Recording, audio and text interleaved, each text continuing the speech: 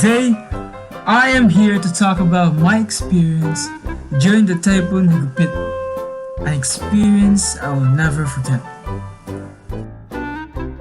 December 4, 2014, 7 p.m. We watched the news when it announced that Super Typhoon Hagupit entered the Philippine area of responsibility. And I thought to myself, just another rainy day. Later that evening, another news followed that the National Disaster Risk Reduction and Management was on red alert and announced 40 possible provinces that may experience heavy rainfall. There was also a 25% chance of witnessing the country. My parents were listening very intently to the news, and my 11-year-old pea-brain was thinking, red alert? Come on! We live in Eastern Samar. We're like the shield of the Philippines against typhoons, since we're very close to the Pacific. Aren't you guys not used to this? December 5, 2014, 6 a.m. I got up from bed when suddenly I was shocked by what I saw. Our windows were covered in plywood. My backpack looks fully packed. Sockets were filled with charging appliances. We had a suitcase that was filled with clothes that were hung in the ceiling with rope. I asked myself, did our suitcase just commit suicide? It's to prevent our clothes that we couldn't take from getting soaked in case of any flooding, my dad said. Soaked? It's not like we're getting flooded. We're not upstream. We live in town. Yes, we weren't upstream, but our house, or our location, is a walking distance away from the beach. And it was announced earlier that there was a tsunami. A tsunami alert? What? What is this, Hollywood? As an 11-year-old, I used to believe that tsunamis only occurred in movies or in other countries. I was gobsmacked to know what was going to happen near our barangay.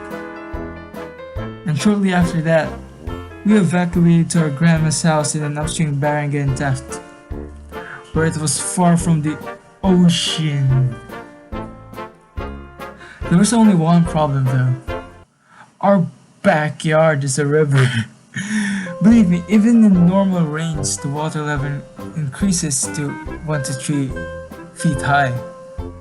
But at least rivers don't make tsunamis, right? December 6, 2014, 9 a.m. It was sunny. What? So, we evacuated for nothing? With a typical meal, everything went out pretty okay. I almost forgot that they were evacuating. Everything seemed to be like we were just visiting grandma. But little did I know, it was the calm before the storm. December 6, 2014, 9 p.m. The typhoon made landfall in my hometown. Coconut trees were swinging back and forth like air dinosaurs in shopping malls. The winds were eerily noisy. Landslides were happening here and there, and brownish waters were rising up really fast. We thought our house was high enough since it was built for flooding, but this typhoon wasn't like any other. We had to cross house to house in a long 2x4 wood while it was raining intensely and had to be ferried out to our aunt grandma's house where it was in the higher part of the town. Once we got to their house, the first floor was already half full of water. The rain continued till 2 a.m. and the water stopped rising. We just sat there chatting and cracking jokes every now and then, and would light candles because they would keep dying from the wind. We read books from Aunt's bookshelf. One I deeply remember reading was Urashima Taro, and I slept halfway through the book. It was like reading my own bedtime story to sleep. We were really praying for the storm to completely stop. December 7th, 2014, 5 a.m. The rain finally stopped and water levels began to decrease. I remember my uncle catching a wild chicken on the roof and cooking it for soup. It's like what we see in survival shows, but this time it's in real life. At 7 a.m., we stood on the roofs and waved at other kids also. We can see boats rowing to get to their abandoned houses. Mud covered the whole house, so we did a lot of cleaning. December 8th, 2014. We went back to Dolores, and along the road were uprooted trees and roofs from houses.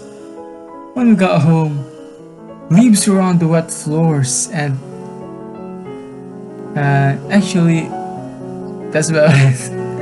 Remember the tsunami alert earlier? Thankfully, it never happened. What we experienced in theft was way scarier.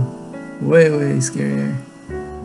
Everything would have been better if we didn't go to grandma's and called grandma to come over instead. But if the tsunami did happen, we would have been in more trouble. At least we prepared for the worst, I guess. And from that scare experience of house hopping to catching wild chickens and the landslides happening in the dark, I never underestimated any typhoon ever again.